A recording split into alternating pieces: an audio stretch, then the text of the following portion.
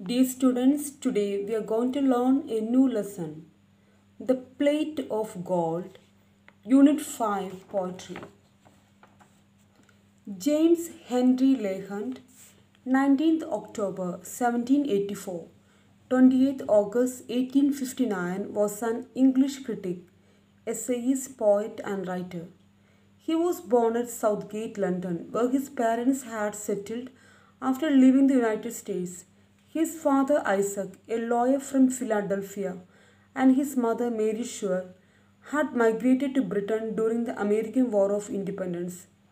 Though his father struggled to make a living in Britain, he managed to send his last born child to a school that encouraged wide reading, careful handwriting, and a love of classical literature. Hunt turned into a voracious reader, and while still at school, he wrote his first volume of poems, Juvenilia, published in 1801.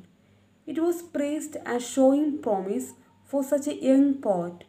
Hunt did a variety of things before he settled down as a writer, editor, and theatre critic, publishing a newspaper along with the older brother. So now we can see the poem. In the beginning of the poem, we can see here, I'm reading the poem from page number 180. Okay. One day there fell in great Benares temple court a wondrous plate of gold whereon these words were written.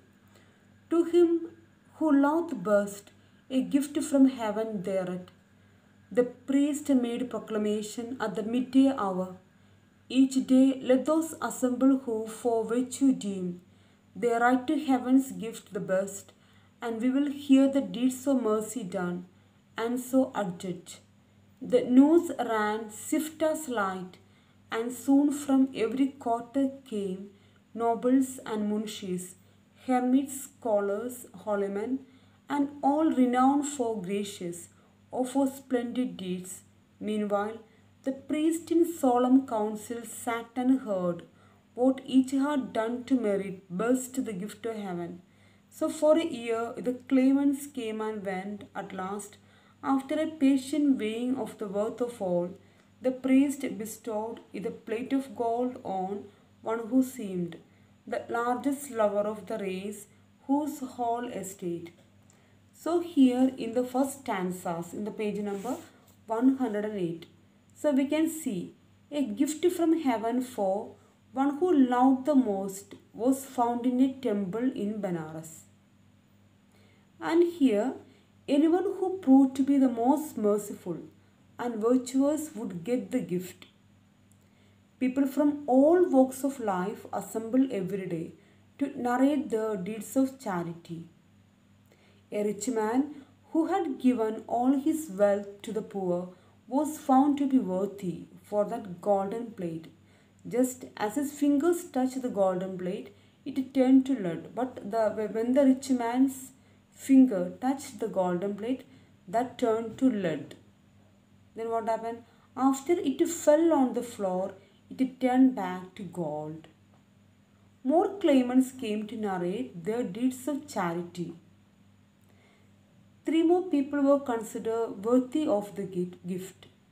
Yet, each time heaven signaled that it did not find them loving enough. Beggars lay about the temple in the hope of receiving alms from claimants. They were given alms, but no one even looked at them with sympathy.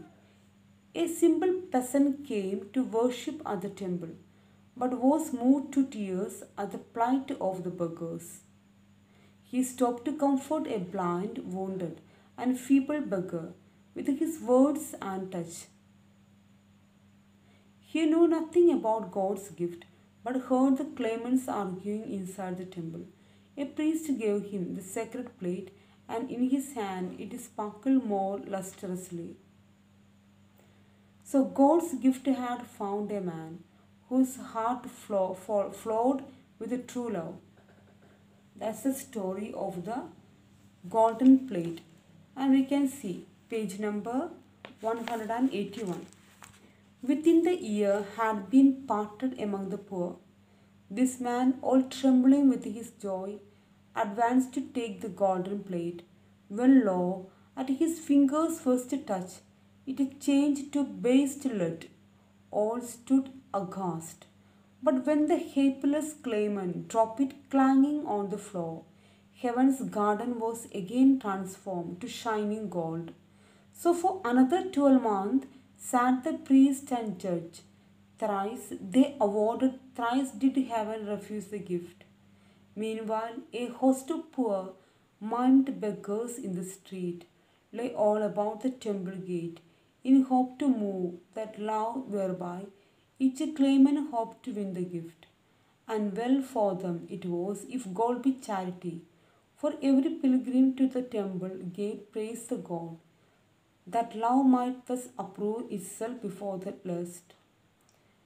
And so coins rained freely in the outstretched hands, but none of those who gave so much as turned to look into the poor sad eyes of them that begged.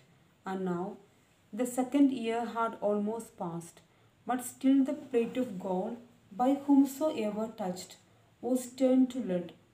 At length there came a simple peasant, not aware. So this is in page number 181. So we can see here a rich man who had given away his entire estate to the poor was trembling with joy because the priest had selected him as the one worthy of the gift and were going to award him the golden plate. Then what happened? Many claimants came forward to prove their deeds of love and charity in the hope of being considered worthy of the holy gift. In a period of 2 years, the priest could find only 4 people worthy of receiving the gift. But even they proved to be the wrong choice because as soon as they touched the golden plate, it turned to lead. Thus, for almost 2 years, the holy gift lay unclaimed. The beggars surrounded the temple because they knew that the claimants who came there would give them alms to prove that they were worthy of the golden plate. The claimants, trying to prove that they were worthy of the golden plate, had no doubt performed good deeds. However, they had done so with the sole purpose of proving their claim for the holy gift. The poet mentions that no one looked into the eyes of the wretched beggars, to whom they gave away much in charity. It shows that they lacked compassion or genuine love for the needy, whereas the simple person who came to the temple only to worship was moved to tears by the plight of the beggars, including the one shunned by all. He revealed his humility and compassion by kneeling down and holding the deformed hands of that blind, wounded, and feeble beggar, giving him hope, warmth, and dignity. He sought no rewards for doing so, therefore, heaven accepted him as the one who loved the best. Thank you.